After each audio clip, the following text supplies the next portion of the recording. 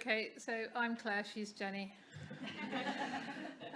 Right, well, thank you very much to Lorna for a really illuminating talk, but obviously a nice segue, or not so nice, depending, into what we're going to do on the Health Inequalities programme. And as I've only got 2 minutes before colleagues come and talk about more detail, you saved me what is a much more boring looking slide than yours, but saying the same sort of thing, that you describe some of the inequalities in Newcastle. We can obviously see those health inequalities across the whole of the country in different regions that the school represents.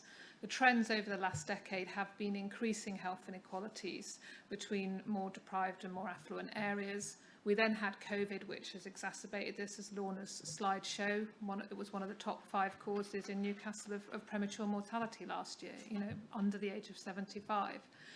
Obviously impacted on deprived areas very heavily, particularly also in the north, but also a massive impact within minority ethnic communities and in other more vulnerable groups, including people with learning disabilities. And that will come back to that later in some of the work that we're doing in the programme.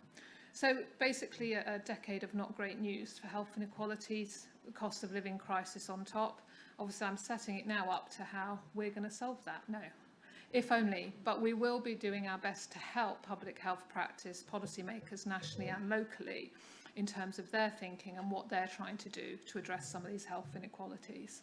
And so the programme has started. It will run for the full term of the school, and our aim is very much around this. What can we do as a research community to support people like Lorna and our colleagues in other parts of public health practice and the wider health and social care system? We've got various principles. We want this to be very much, as Lorna was saying, about not just the health outcomes, but also those social inequalities that are driving it. And that, as we saw through COVID, are very structural and embedded within our society and the systems that reflect that. So we'll be talking not just about sort of deprivation, but also ethnicity, gender, their interactions, looking at people from disabilities and so on. We'll be trying to take a more systems perspective about how the different parts link together and what we can learn and understand from that point of view. And building on Peminet's and Rona's comments, very keen and hopefully beginning to build capacity and encourage future researchers within the school, within the health inequalities space.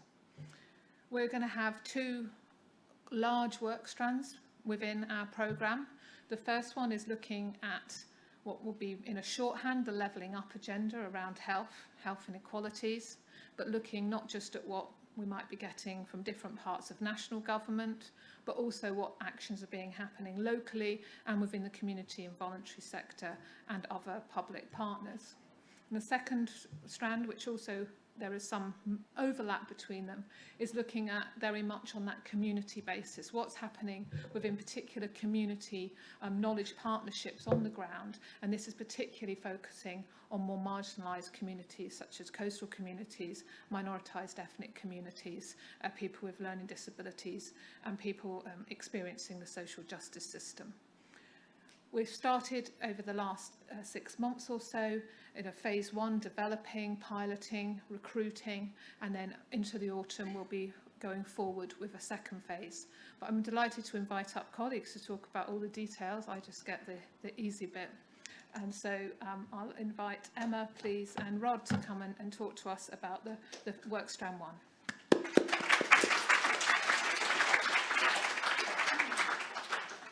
Great, thanks very much, Claire. I'm presenting just a short overview of the work strand 1, levelling up work, but firstly wanted to acknowledge Rod Lieber, who's co-written the slides, and also I think Alan Griffiths, who should be in the audience, who's also a public partner with the project as well. Our research strand is very much about looking at how we can produce effective evidence around the policies and actions that can address social inequalities in health. So very much the types of issues that Lorna was talking about in her presentation, as we've just heard. In this first phase, we've got 2 main purposes, really. We firstly want to just get a much better understanding of what levelling up is understood at the local level, and also the work that's happening around pandemic recovery, and also sort of undertaking work to help develop the kind of longer term research plan, which will be continuing into the second phase, which we hope to start in 2024. But for those people who may not have come across the term levelling up, there may be a few people, just to give a brief overview of what it's understood to mean. So very much levelling up has come across as a national policy ambition at a national level, I guess exemplified through the Levelling Up white paper, the various funding streams that are coming down to the local level. So as you can see from the quotes, some of the highlights from the white paper, talking, for example, about it being a cross-departmental or cross-government strategy, addressing some of the geographical inequalities, which Claire sort of referred to in her slides. But also the white paper also talks about narrowing the gap in healthy life expectancy between areas of the country.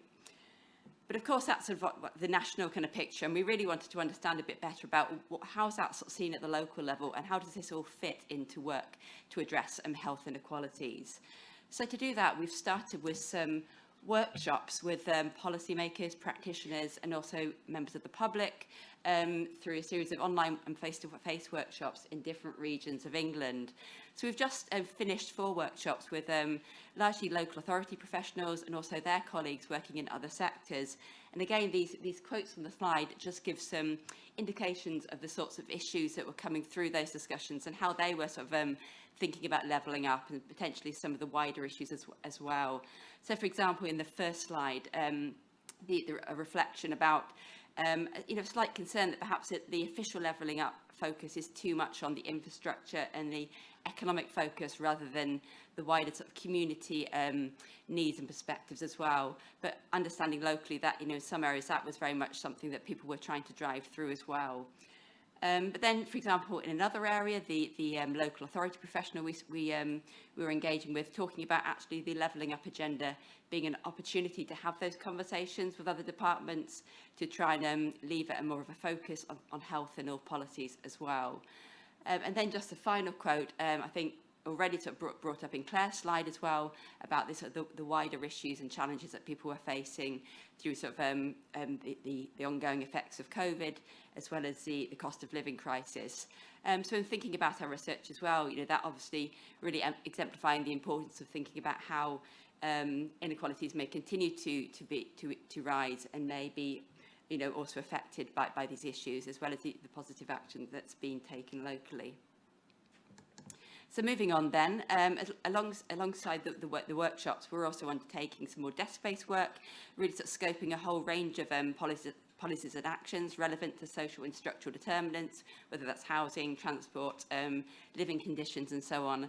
That's been happening in a fairly diverse set of areas through local conversations and some documentary work. And again, we'll be hopefully coming back to people in the next couple of months with some initial findings from that mapping to really test out and get some feedback on whether this is really reflecting the picture in other areas as well. So those 2 bits of work have very much been focused on just getting a better picture of the local landscape around levelling up and pandemic recovery.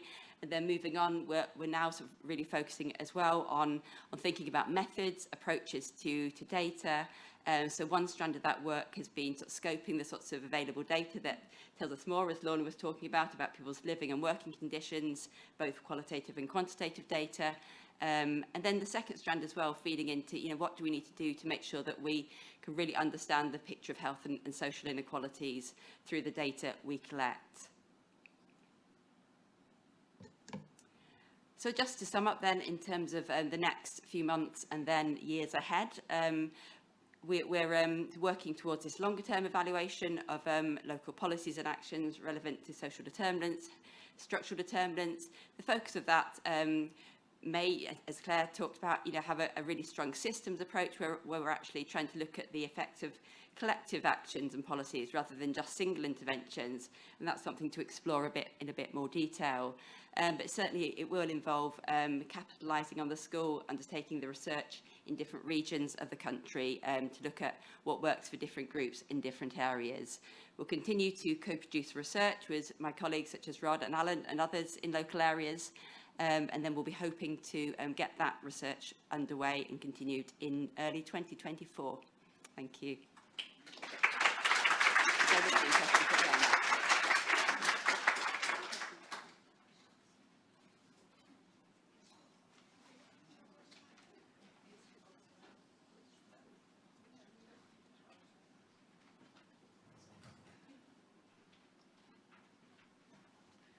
So thanks, Emma. And Steph's now going to talk to us about work strand 2. Thank you very much. Hi, morning everyone. It's a pleasure to be here. That was a nice good morning, thank you, whoever that was in the front row. So I'm just going to spend a little bit of time talking to you about what we have been doing in work stream 2. Now, earlier this week, I made a bit of a mess trying to include all of our academic and community partners, and I missed people out and people were offended, so I went with a university community partnership. That's what we are. So the project rationale. This project really stems for a need to bring together community organisations and universities. So what we're trying to do is co-create knowledge partnerships between communities and universities, basically. And it's responding to a deficit in looking at intersectionality and the persistent lack of value, if you like, looking at what community organisations do and the populations they serve and the work that they contribute. And then in terms of social harms, that's something that this project's trying to address as well. So we're really trying to push the boundaries and redefine the terms of involvement through rebalancing power and embracing new ways of knowing. So we have 4 substrands that we're looking at. So we've got our racially minoritized groups, we've got people leaving the criminal justice system or involved with the criminal justice system, coastal and rural communities, and people with learning disabilities. There is some overlap between those groups, and we're in quite close communication. And as we're getting towards the middle of the project, we're starting to see where those overlaps are. So these are the project stages. We're currently sort of working in stage 2, so co-constructing those knowledge partnerships, although it is very evolving and overlapping. We're just starting to move into the 3rd stage, where we're looking at co-confirming research priorities and designing follow-on research activities. So the types of conversations we're having with our community partners what are your experiences of working with researchers in the past? How can we help your communities to thrive? How can universities help your communities to thrive? And how should we move forward together? So now we're getting to sort of the more interesting bit, I think, of the presentation, which is how these relationships are being formed. So there's been so much that I'm trying to cram it all into one slide. So we've held workshops, we've had community organisations calling us, we've been calling them, we've had online events, we've made animations, we have made kind of easy read resources to try and make sure that our information is getting out there and that people are understanding what we're trying to do, because I don't know if my partners who are in the room would agree with me, but a large part of this project is trying to get people on board with what we're trying to do and also understand it ourselves. It's been quite a creative process. So I'm just going to spend the rest of the short time that I'll be talking about the challenges and some of the opportunities. So I guess the first one is that community organisations are really busy. So our job is to research, their job is to help the community. So us going in there saying, come on, let's get on board with this exciting project. They're like, you would love to, but we're very busy. So one way that we found is quite good at understanding their priorities is by attending events that they're already putting on. So showing support in that way. And it's kind of a very clear demonstration of what their priorities are if they're dedicating their time and energy to putting that on.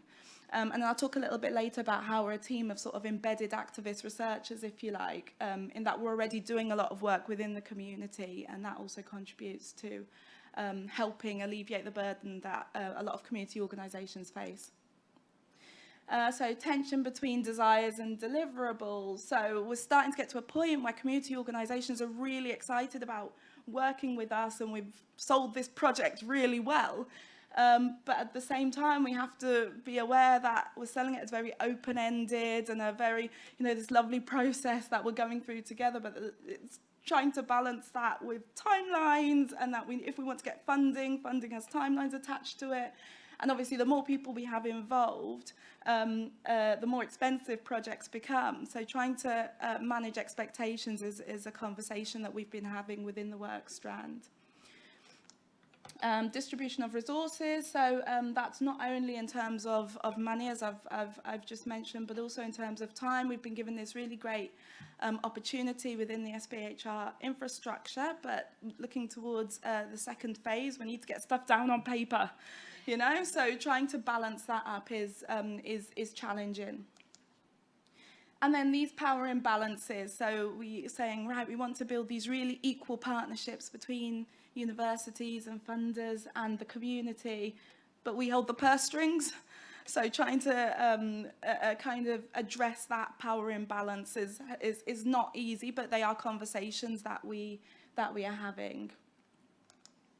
And then prior relationships, this is both a strength and a slight weakness. So a lot of us within the team have prior relationships with the organisations that we're working with. Some of us are friends with them. Some of us spend times on the weekend volunteering with them. We're trustees in these organisations, which is great in one way because we're very embedded and we have a kind of innate or learned rather understanding of these organisations. But at the same time, it means that we have these ways of working which are quite hard to break out of, on both sides, both for us as researchers and community members. But then at the same time, particularly in the learning disabilities team, they have a wealth of knowledge of how to work with the community organisations. So there's a lot of good practice to draw on. And then the status quo, it's so easy to just go in and say, right, we're going to focus on this project. And community organisations say, yes, we understand, let's go. You know, because we're all used to working in that way. So trying to take a bit of a slower approach and not know what we're going to work on is challenging because everybody likes things to be in neat boxes. So just in the last couple of minutes, what I would like to say is that there's sort of indications of change. The word that comes to mind is embryonic, but I thought a shoot is nicer than an embryo, so I put that on there. So we're starting to have these very, I would say, uncomfortable conversations with community organisations. So they are asking us, okay, so you keep coming back to us wanting to research race and racial inequalities. Why are you all white? You know, why is Steph the only black person on the team? Which isn't the case in this team, but those are the sorts of conversations that we need to be having and that they are having. And also they're holding us to account. So they're saying, okay, you want this equal relationship. It needs to be funded. So, you know, how much is available? How much are we all going to get? Because we need that money to do work in the communities. Yeah. So there's evidence of this shift in power dynamics in that community organisations are coming to us and saying, yeah, we know you want to do something with post-its, but that's not what we're going to do today. You know, and that's what we want. We want to be challenged and we want to work in new ways. So as I've mentioned, we're a team of embedded scholars. Many of us work within the communities that we are working with on this project. So it's tricky because a lot of us, I think, we're sort of personally involved, but at the same time, I think it has a lot to contribute in terms of the projects that will come out of it.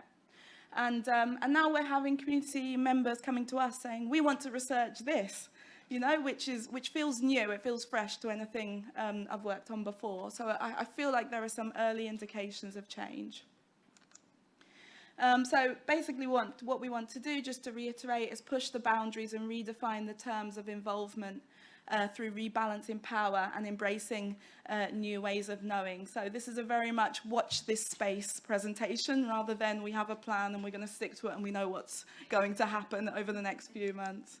And then just finally, I wanted to just reiterate, we're really, really grateful to our lived experience experts and community organisation partners. We really feel the trust that they are putting in us to build these new relationships.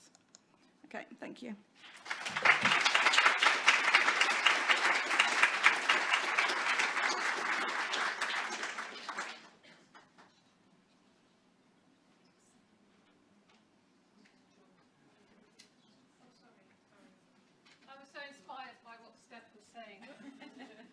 I was genuinely excellent, thank you. So yeah, any questions for the Health Inequalities Programme as a whole, not just me, although I'm happy to try. Yes, thank you, whoever that is. You're my best friend, depending on what the question is. Is it someone I know who... Go on. Hi, I'm Lina Al-Qadairi, work university. Thank you for the excellent talk. I just wanted to ask about your engagement with community around priorities. I realized that when we attempted to do that, priorities keep changing as we go through. And by the time you get the bid ready, and it's just all passed by. So from a practical point of view, any challenges and how did you overcome them, please? Thank you. Super, thanks. I'm going to phone a friend. Steph, I'm pretty sure this question's for you. Do you want to come up and bail me out? It's okay. Emma, would you like to come up in case there's other questions? I'm just a compere, right? Smoothly done. Thank you. Yeah, I'm good at getting out of stuff, aren't I, Jenny? So, yeah, I would say that is an issue, and there are a few models that we are sort of looking at. I don't know if anybody's heard of the Ignite model from Brighton, where they basically have this lovely pot of money, and as soon as a priority comes up, they sort of shoot out a project. So we're not starting from scratch when we're thinking about how we might be developing a network and the partnership. So I think drawing on other models that are doing it well in terms of addressing priorities in a quicker way, then you submit a bid and then you find out in 12 months that you haven't got it, and then, you know, all of that stuff. And the work that Steph and colleagues are doing in Workstrand 2 could, over time, lead to, you know, a new model. Yeah, I mean, that's then the other people intention. could use within public health to be, in a sense, more responsive to community needs that we don't know that they need, if you see what, is that right? Yeah, Great, that sounds thank you. right. Thanks. Hi, thank you so much for that. I just want to ask all of you, including Lorna, does change with levelling up happen at the bottom and allow change not to happen at the top?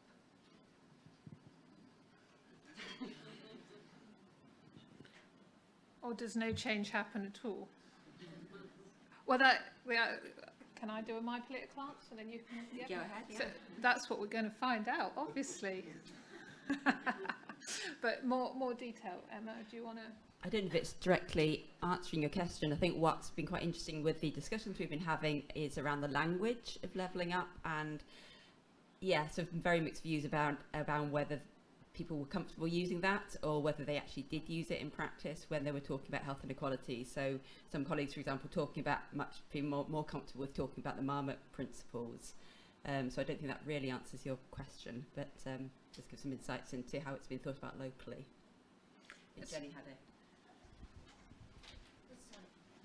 I was just going to say, in response to the reviews of the programme, we've also begun to focus on those dynamics and processes which are undermining. It was termed levelling down. It's not levelling down, actually. That suggests that the top might be coming down, which, but those processes that undermine attempts to reduce inequalities are going to be a focus of the programme now.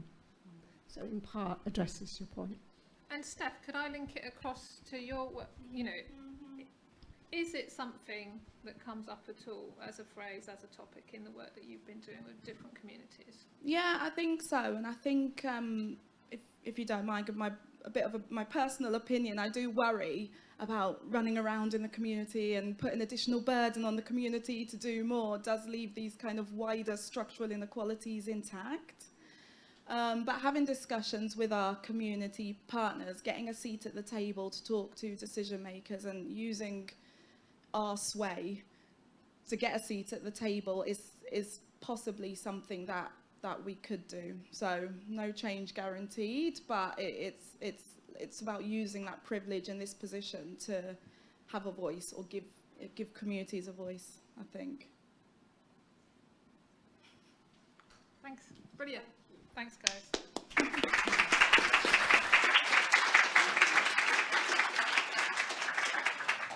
I'm sorry to cut the questions short, but we're just running a little bit behind. So we're going to move on to our next.